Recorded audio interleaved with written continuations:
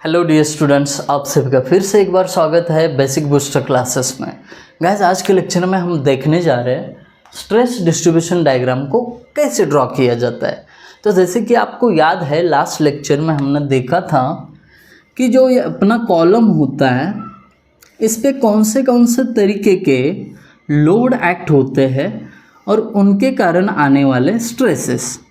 तो आपको पता है, इस पे अगर लोड एक्ट होता है तो डायरेक्ट स्ट्रेस यानी सिग्मा 0 और बेंडिंग स्ट्रेस यानी सिग्मा बी, ये दो तरीके के स्ट्रेस एक्ट होते हैं। अब ये जो एक्ट होने वाले स्ट्रेस है, इनका इस कॉलम के बेस पे, ये जो आपको बेस दिखा रहा हूँ मैं, इस पे डिस्ट्रीब्यूशन कैसे होता है इन स्ट्रेसेस का, वही हम ड्रॉ करने जा रहे हैं। तो चलो शुरू कर लेते हैं। इसके कुल मिला के 3 कंडीशन है। मान लो आपका जो कॉलम है कुछ इस प्रकार टॉप से दिखता है। टॉप से मतलब अगर ऊपर से देखते हो ना, लोडिंग वगैरह ऐसा लग रहा है तो कुछ इस प्रकार दिखता है। इसका ये हॉरिजॉन्टल एक्सिस, ये वर्टिकल एक्सिस। मान लो यहाँ पे लोड एक्ट हो रहा है P। तो ये लोड एक्ट होने पे हम क्या करते हैं, उसका डायरेक्ट और बेंडिंग दोनों स्ट्रेसेस निकालते हैं, और वो निकालने के बाद उसका डिस्ट्रीब्यूशन डायग्राम।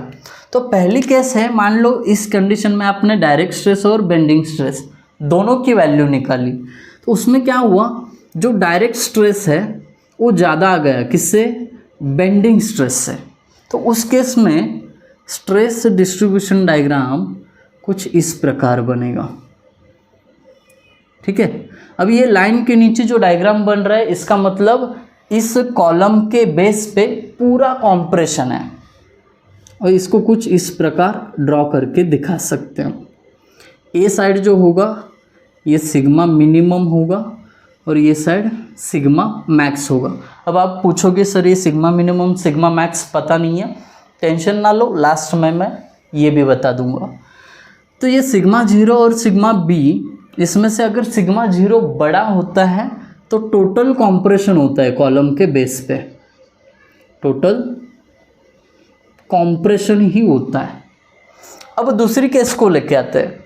मान लो सिग्मा 0 और सिग्मा बी के वैल्यूज सेम है, sigma 0 is equal to sigma B.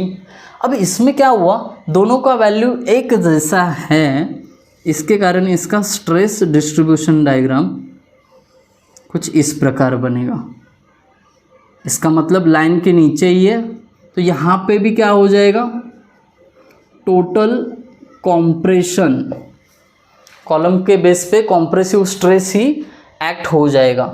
तो ये जो लेफ्ट का एंड है इसको सिग्मा मिनिमम बोलो, और ये जो राइट साइड है इसको सिग्मा मिनिमम बोलो। ये हो गए 2 केस। अब मान लो ऐसा हो गया कि सिग्मा 0 जो है यानी डायरेक्ट स्ट्रेस, ये लेस देन किससे है, सिग्मा बी। अब इसमें क्या हो गया, बेंडिंग स्ट्रेस ज़्यादा हो गया डायरेक्ट स्ट्रेस से। तो इस केस में क्या होगा, ये आपकी हॉरिजॉन्टल लाइन, इसमें थोड़ा सा टेंशन और थोड़ा सा कॉम्प्रेशन, ऐसे दोनों की मिलावट इस कॉलम के बेस पे एक्ट होगी। इसके लिए ये डायग्राम कुछ इस प्रकार बनेगा।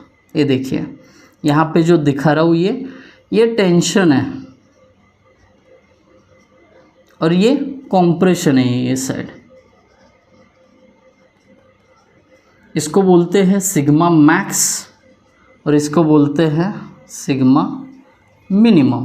तो बात साफ है और जाहिर है, अगर आपका बेंडिंग स्ट्रेस डायरेक्ट स्ट्रेस से ज़्यादा आएगा तो आपका जो कॉलम का बेस है उस पर थोड़ा कॉम्प्रेशन और थोड़ा टेंशन, दोनों चीज़ें रहेगी।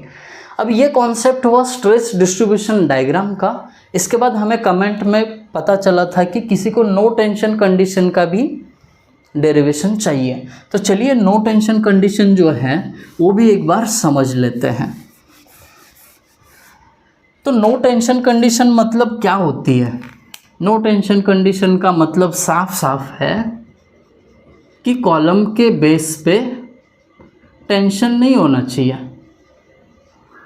नो टेंशन कंडीशन मतलब क्या, कॉलम के बेस पे टेंशन नहीं होना चाहिए। कॉलम के बेस पे टेंशन कब नहीं होगा, ये देखिए, जब सिग्मा 0 सिग्मा बी से बड़ा होगा या सिग्मा 0 सिग्मा बी से इक्वल होगा। वही लिख रहा हूँ मैं अभी, देखो अगर सिग्मा 0 या तो बड़ा नहीं तो इक्वल के लिए यूज़ कर, किससे? सिग्मा बी से। इतना सिंपल है। अभी मुझे बताइए सिग्मा 0 के लिए हमने क्या फॉर्मूला लिखा था? P/A, ये sign as it is. Sigma B के लिए फॉर्मूला लिखा था हमने M/Z। अब यहाँ पे M का मतलब होता है मूवमेंट। अब मूवमेंट किसके अराउंड लेनी है? ये जो सेंटर है इसके अराउंड। अब सेंटर से जहाँ पे लोड एक्ट हो रहा है वहाँ तक का डिस्टेंस मतलब इसेंट्रिसिटी यानी छोटा e। अब मुझे बताइए मूवमेंट का बेसिक फॉर्मूला क्या होता है? Force into perpendicular distance. यहाँ पे फोर्स कितना है? P। तो एज इट इज़ पहले ये लेफ्ट साइड जो है P/A लिखा मैंने, इज़ ग्रेटर देन, मूवमेंट की जगह क्या लिखूँगा? Force into perpendicular distance. ये देखिए सेंटर से लेके P तक का डिस्टेंस E है, यानी force P perpendicular distance E divided by Z। आई बात समझ में? अब देखिए दोनों तरफ क्या सेम दिख रहा है? P को P गायब हो जाएगा, बचा क्या? 1/A is greater than E/Z। तो अब हम क्या करेंगे? E के टर्म्स में लिखेंगे इसको। तो कुछ इस प्रकार होगा, Z जाएगा इधर डिवाइड था, इधर क्या हो जाएगा?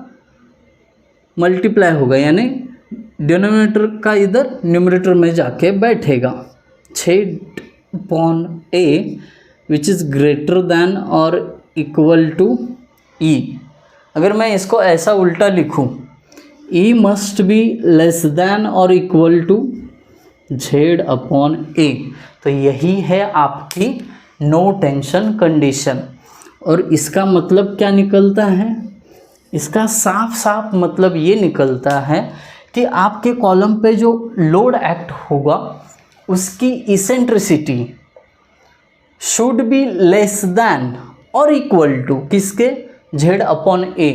ये Z/A का जो भी वैल्यू आएगा उसके जितना या उससे कम अगर इसेंट्रिसिटी होगा तो आपके कॉलम के बेस पे कोई टेंशन नहीं होगा। यही इसका मीनिंग है। आई होप आपको ये कॉन्सेप्ट अच्छे से समझ में आया होगा। अगर इसमें कुछ डाउट्स रहेंगे तो कमेंट सेक्शन में ज़रूर मेंशन करिए। Thank you guys for watching video. Thank you so much.